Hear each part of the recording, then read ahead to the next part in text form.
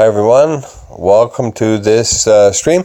What I'm going to do is show how I played these 9 holes here for this opening round. Hopefully it helps you in the weekend round. Didn't really shoot that great, but it still helps reference some of the shots I made and stuff. So if you want, take a look, and thanks for watching. Anyways, I'll point out some things like the elevation and stuff as I run through the videos fairly quick.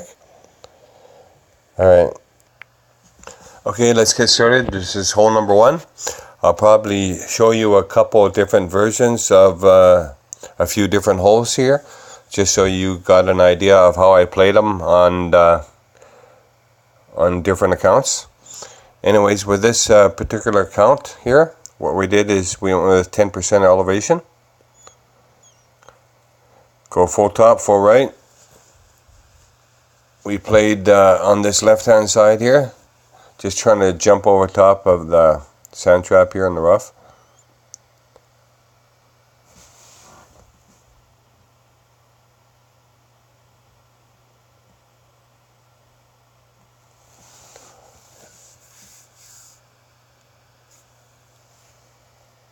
So I give it a little bit of overpower just to make sure that we're going to clear that rough patch here. We hit great, doesn't really matter.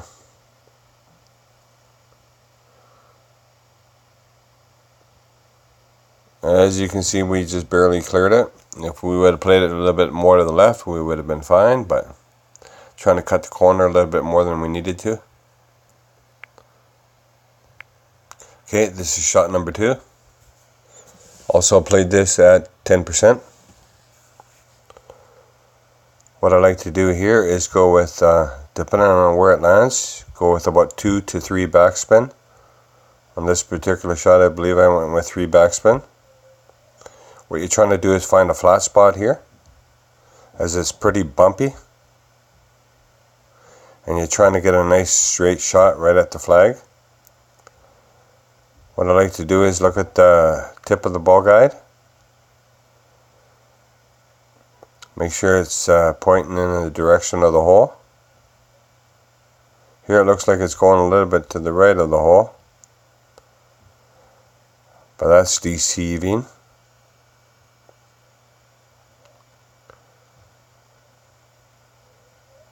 What you want to do is give it a little bit of roll towards that flag there, so you want to make sure that you have the ball guide far enough back so that it does roll out. So that's hole number 1.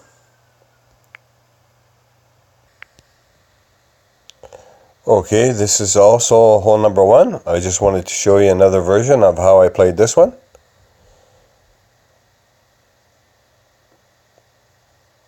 I don't think I had the clubs I needed in my bag, so I decided to go with the right hand side here.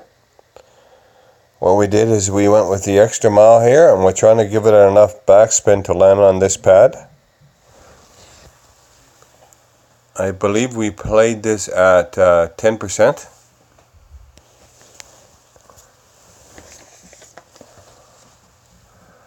Yeah, we played this at plus 10% with about 3.5 backspin.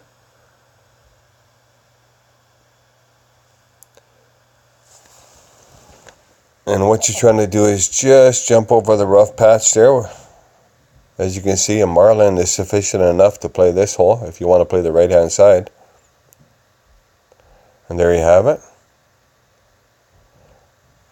That's shot 1. Shot 2. Shot 2 here we played at minus 5%. I went with 3 back, I believe.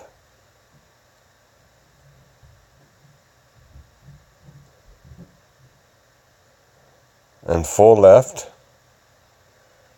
to sort of counteract that wind, that side wind we have. And we went directly right at the hole with this shot.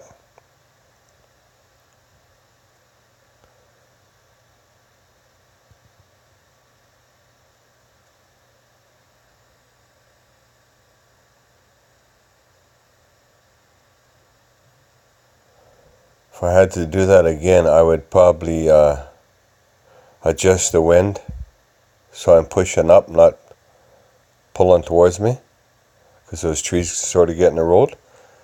But anyways, that's hole number 1, different version to play it. Thanks for watching that one. Alright, this is hole number 2. This here shot, I believe we played at plus 20%. Now, I've seen this shot played different ways. What you're trying to do is give it 4 top spin. This is if you're using a Sniper 9, this is about 70% of max, 75% of max. So it's between mid and max distance. But I adjusted this at max distance. What you're doing is you're going, like I mentioned, 4 top, full left, as much left as you can go. And you want to curl it just to the outside of the ball, or the target here, you can see. We did hit great, I believe, on this shot. Still went in though. So that's it. You can try that at 75% wind adjustment, or you can try it at 100% like I did on this shot. That's up to you. I don't believe it affects it too much here because it's tailwind. But that's hole 2. Hi there, welcome back. This is hole number 3. This particular shot we played at plus 10%, but you don't really have to worry about that, I believe, here. It looks like here what we were going to try to do is go to the right side, but I didn't bring the right clubs with me, so I decided to stay with the left-hand side shot. And what we do is we go full top, full right with the Titan. Put that target so that the yellow is pretty much touching the rough or close to it, as the wind's going to push it away from the rough. And what you want to do is give it a slight bit of curl. This is why you don't have to worry about adjusting for 10% if you play it this way. And that'll set you up nicely for a second shot. Second shot, we're going to be using a long iron here, and I will show you that shortly. Okay, here is the second shot. Second shot, Sniper. What I did is I give it 3 back, 1 right. And what I'm trying to do here is find a certain square on the green. It's a dark square to the right of the flag a little bit. And you look at the tip of the ball guide, and you look at about the corner, just the left-hand corner of that dark square on the green, you can see with the tip of your ball guide. And how I adjust this, I believe, is I went 1 to 1, so it's 5.2. Then I added between 0.3 and 0.4, so I went with 5.5, 5.6. And I believe with this shot, if we would have took off just a smidgen more of backspin, we would have dropped it, as I dropped it before with this exact same shot. For the Albatross, thanks for watching. That's hole number 3. Alright, welcome back. This is hole 4. This one here, I believe we played at plus 10%. Actually, we did not. We played this at 1 to 1 plus 0.2 with about 2.5 backspin, 2 3/4, and 1 right spin. Yeah, 2.5, 1 right. You can see the ball guide. We're trying to go just to the right of that flag, just so the edge of the ball guide is touching the edge of the flag. And see the yellow target there, touching the second fringe. That's where you want it to be. Like I mentioned, 1 to 1 plus 0.2. As you can see, we just barely cleared the sand trap there. So once again, this is 6.8, so we adjusted it, or 6.6, so we adjusted it 6.8, our wind rings there. So it's 2.5, 1,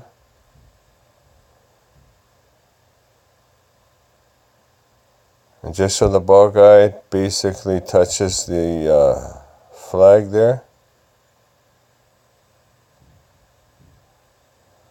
where we're trying to find, and the red is touching the fringe.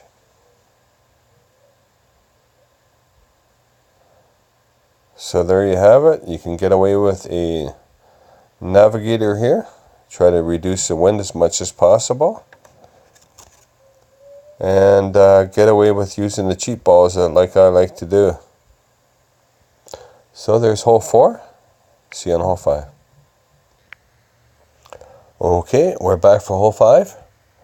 This particular shot we played at plus 10%. We're playing with a big topper here. We're going full top, one right. What we're trying to do is set this target up pretty much the center of this pad here. And we're adjusting down 10%. And after we do that, we push back up towards the hole as far as we can get it. We're going to have to overpower this just slightly here. We could have probably overpowered it so that the guide just, or the overpower just opened up, just cracked open. But it's still a nice shot. Leaves us with a fairly easy chip shot here. Basically, I played that shot without any curl or anything, because I find if you try to give it some right curl and you hit great, land yourself in big heap of trouble. This way, if you hit great without curling it, you might be okay. At least I was. Alright, second shot here. I believe you don't have to add any percentage here, as it does play downhill just a hair here though. You could add 5%, wouldn't make a difference with you either way. And this is played roughly close to minimum for the dart here. You could go minimum plus 1 or 2. That's the way I believe I played it. Minimum plus 2. Straight at the hole. Easy eagle. That's hole 5. See you on hole 6. Okay, we're back for hole 6 here. We played this with the big topper once again. And I believe we played this plus 10%. And what we're trying to do here is look for the plus 6 yards. We are going with the Kingmaker ball here. Plus 6 yards, full top, 1 left. And you want to have a little bit of space there between the rough there and the fairway, just to be safe. Give it a slight bit of curl here. Great bullet to the right. I find on this one, if you great bullet a little bit to the right, a little bit to the left, you're okay, but don't want to great bullet too much. You can mark down your yardage if you want. This way you don't have to keep constantly checking to see if you're at max or min distance. And this is the second shot, which we had a problem with trying to find this hole actually. I believe we played this at 0%. 1 back. And I'm trying to play this similar to rookie, as I feel that you have to, because the ball keeps going to the left of the hole. As you can see the tip of the ball guide, we're basically lining it up on that dark square edge. That's how I do in rookie, and I sink it all the time. But in pro it's not working, but it's coming close to working, so I believe we have to play it a little bit more to the right of the hole. That's why I give it a little bit of right spin on here as well. I'm trying to force it to go to the right as much as I can, but it still goes. You can see how much we missed by. So if you want to adjust it a little bit more to the right, it'll probably work out for you. That's hole number 6. We'll see you on hole 7. Okay, we're back. This is hole 7. This is a plus 10% for your elevation here. And by the look at my notes here, I played this 4.5 back, 1 left at the hole. So you can see we're trying to hit the dead center of that hole.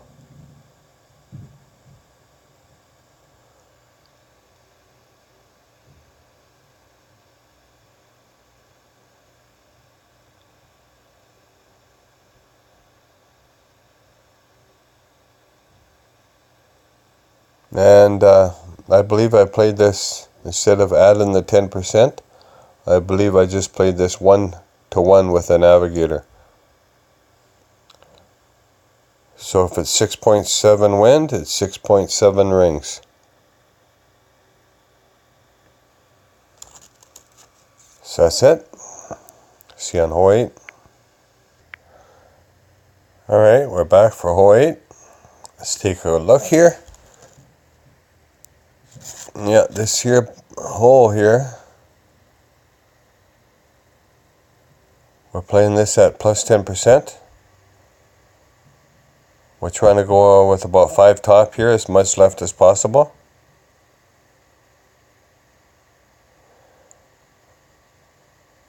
And it's a crosswind here, so as you can see, we're going to need some overpower. So if you're using an EM7, you just want to give it a little bit more overpower than what I'm using here.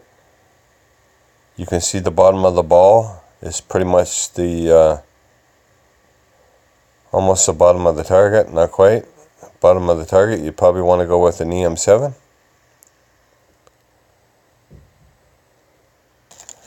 A little bit of curl, set you up for shot number 2. Okay, shot number 2 here.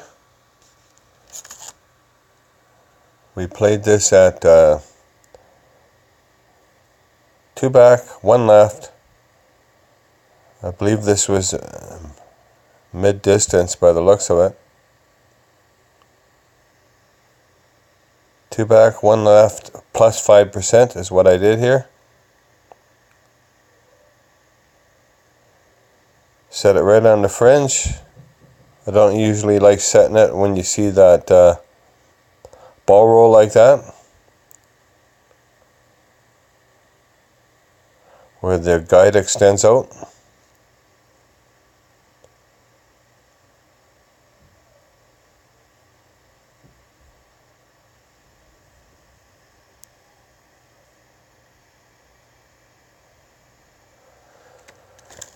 And there you have it. That's hole 8. We'll catch you on hole 9. Okay, this is it. Final hole. Welcome back. Again, we played with the cheat ball here, navigator. EM8, EM7 works. Just got to give it a little bit more overpower. We lined this up so the red touches the rough. Let the wind carry it, basically. Full top. 1 left is good.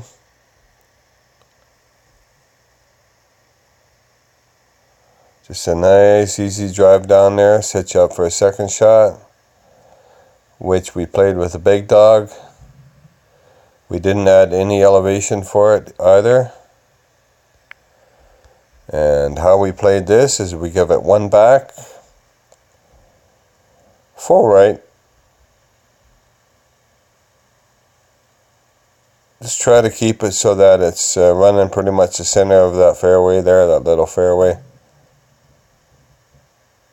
Give it a little bit of space up at the front there so it's not too close to the rough. Better safe than sorry. All we're trying to do is knock it in here, set us up for the third shot. Basically, it's hard to get on the green in two with this hole anyways, almost impossible, unless you're using a power 5 ball, then there might be a chance. But there's no sense doing unnecessary risk. And why use a power 3, 4, 5 ball if you don't have to? So here's shot 3. Eagle opportunity, not the easiest shot, but it's still a shot. This is maximum thorn. And as you can see, second bounce, we're trying to set it roughly so that the bounce goes straight at the pin there.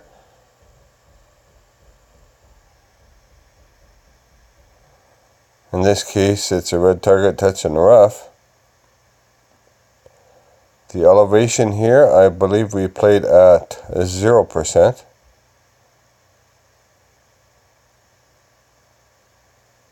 Just a nice straight shot, hit perfect.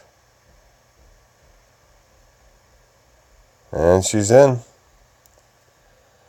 So that's it, folks. That's the 9 holes, how I played them, how I'm likely going to play this weekend.